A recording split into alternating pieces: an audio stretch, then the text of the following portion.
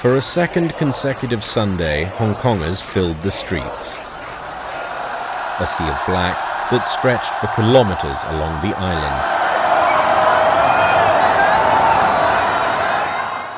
This was the third major protest in 8 days against the government's contentious extradition bill.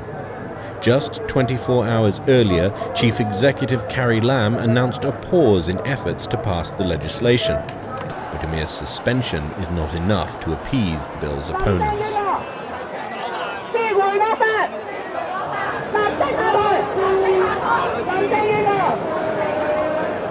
Lam has dismissed demands to abandon the bill. She insists it is necessary for Hong Kong to improve the way it fights cross-boundary crimes.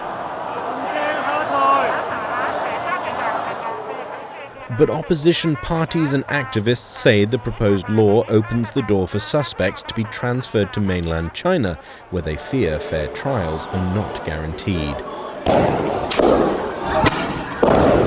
Lam says she suspended the bill to try to restore calm after protests on June 12th turned into violent clashes between demonstrators and police.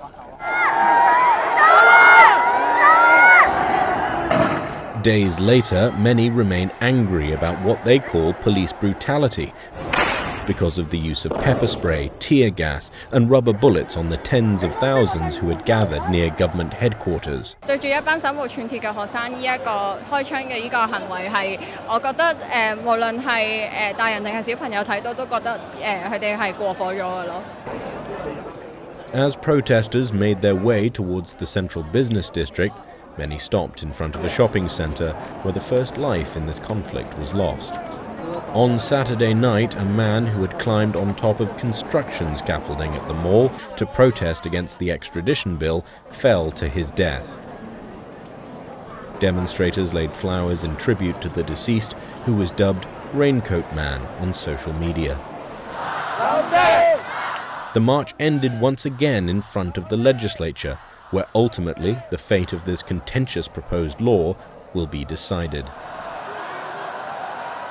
Carrie Lam says the government will restart talks and consultations on the extradition bill.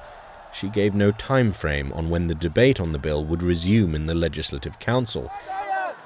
At 8:30 p.m., some 6 hours after this latest protest march began, she issued a statement offering an apology to the Hong Kong people for what she called deficiencies in her government's work that have stirred up substantial controversies and disputes.